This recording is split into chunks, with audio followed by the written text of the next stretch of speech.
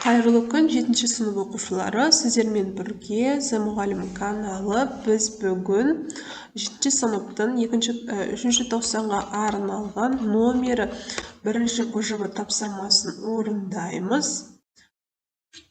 Бізде 2 нұсқа қарастырылады, дәл қазір 1-ші нұсқаны қараймыз.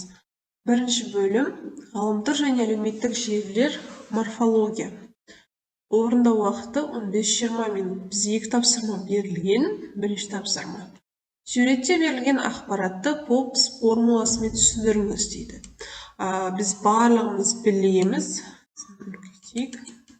Попс позициясы бұл бізде позиция, ойды және мысал келтіру және қорытынды. Енді біз суретте қарайтын болсақ, адам әлеуметтік желіге тәуелді. Екіншісі, әлеуметтік желіге тәуелді болғаннан шыға алмай қалған. Енді осыны интернетке Попс формуласымен түсіндіреміз. Менің ойымша, интернет пен компьютерге тәуелділік мәселесі көрсетілген. Ойды дәлелдеу. Себебі адам компьютерге қатты беріліп, шынайы өмірден алыстап бара жатыр. Мысал келтір. Мысал, суретте баланы компьютер торлап алғандай. Ал екінші суретте қыз баланың оны экраннан ажыратуға тырысып жатқаны көрінеді. Бұл виртуалды әлемнің адамды өзіне баурап алатынын білдіреді, қорытынды. Сондықтан ғаламторды шектен тыс пайдаланбай, уақытты пайдалы істерге жұмсау керек. Екінші тапсырма. Мәтіндегі сөздердің тақырыпқа сай орынды қолдануын тексеріңіз. Анонимдік қатармен ауыстыра отырып, лексикалық түзетулер енгізген сөйлемдеріңізді жазып шығыңыз. Ғаламторды дұрыс пайдаланып жүрміз бе? Дүние жүзіндегі адамдардың 90%-ға таман ғаламторды пайдаланады екен. Яғни күннен күнге интернет жүйесінің маңызы артып келеді. Ақпараттық технология заманында аталған ғылым жетістігі өміріміздің бір бөлшегіне айналғандай. Енді осыны дұрыстап жазамыз. Ғаламторды дұрыс пайдаланып жүрміз бе? Қазіргі таңда жер шары халқының шамамен 90% интернетті қолданады. Демек, күн өткен сайын ғаламдық желінің маңызы артып түсуде. Ақпараттық технологиялар дәуірінде бұл жетістік адам өмірінің ажырамас бөлігіне айналды. Ғаламтордың пайдасы қандай? Оны орынды әрі тиімді қолдана білсек, интернеттің берері мол. Ғаламтор арқылы электронды кітаптарды оқуға толық мүмкіндік бар. Қажетті кітабыңызды желі арқылы тауып, смартфон немесе басқа да гаджеттер көмегімен оқи аласыз. Электронды кітаптар қағаз кітаптарға қарағанда жеңіл әрі ықшам келеді. Бір смартфонның жадына 100-ден аса кітапты сақтауға болады. Осылайша қажетті ақпаратты қалған сәтте оңай табуға мүмкіндігі туады. Смартфонда сақталған материалдарды кез келген уақытта оқи беруге болады. Сонымен бірге ғаламторды ұтымды пайдалану арқылы табыс табуға да болады. Мәселен ретінде бүгінгі таңда Instagram әлеуметтік желісі арқылы жарнама жасап, табыс көзін тапқан блогерлер саны артып келеді. Ол үшін жеке парақшада кемінде 10 мыңнан аса жазылушы болуы қажет.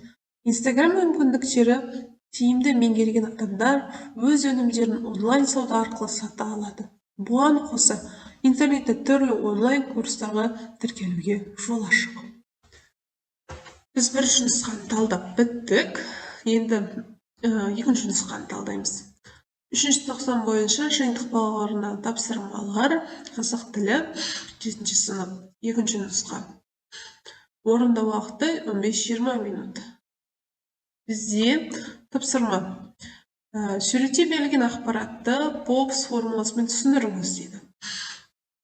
Суретте бізде қандай сурет берілген?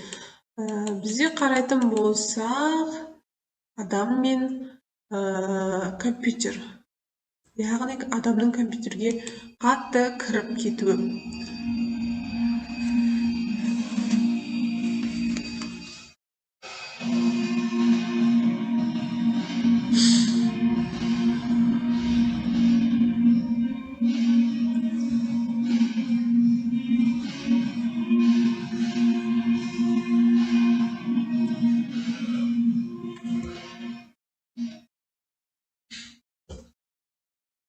Попс позициясы. формуласы.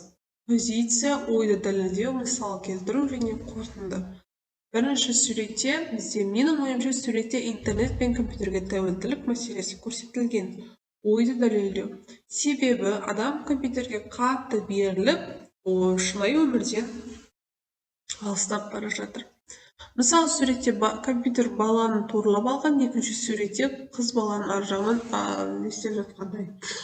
Қорытынды, сондықтан ғаламторды шектен тыс пайдаланбай, уақытты пайдалы істерге жұмсау керек. Екінші сұрақ. Мәтіндегі сөздердің тақырыпқа сай орынды қолданылуын синонимді қатармен ауыстыра отырып, лексикалық түзетулер енгізілген сөйлемдеріңізді жазып шығыңыздар дейді. Ғаламторды дұрыс пайдаланып жүрміз бе? Мен өзімнің жазғанымды оқып шығайын. Қазіргі таңда ғалымдар арасында ғаламторға тәуелділік синдромының кең таралып бара жатқанын айтып, дабыл қағуда. Интернет қолданушылары кейбір оны тағам мен су секілді өмір үшін аса қажет құрал деп санайды. Оңтүстік Корея, Қытай және Тайвань елдерінде ғаламторға тәуелділік ұлттық деңгейдегі әлеуметтік проблема ретінде қарастырылады. Алайда ғаламтордың зиянды тұстары мұнымен ғана шектелмейді. Компьютер алдында ұзақ уақыт отыру көздің көру қабілетінің төмендеуіне әкеледі. Ал компьютер алдында дұрыс отырмаудың салдарынан тірек қимыл жүйесі айтарлықтай зиян тиеді. Ерте жастан омыртқа ауруына шалдыққан баланың ағзасы ұзақ уақыт ем қабылдауды қажет етеді. Сонымен қатар медицина мамандары компьютерді шамадан тыс пайдалану бас ауруы, жүйке жүйесінің әлсіреуі, ұйқының бұзылуы, шаштың түсуі, терінің тітіркенуі, аллергиялық іш аурулар сияқты сырқаттардың туындауына себеп болатынын айтады. Ақпараттық технологиялар дәуірінде ғаламторсыз өмірді елестету қиын. Дегенмен интернетпен тәуелді болу үшін тек нақты қажеттілік туған жағдайда ғана интернетке жүгінуге тырысыңыз. Осымен біздің бұл жұма тапсырма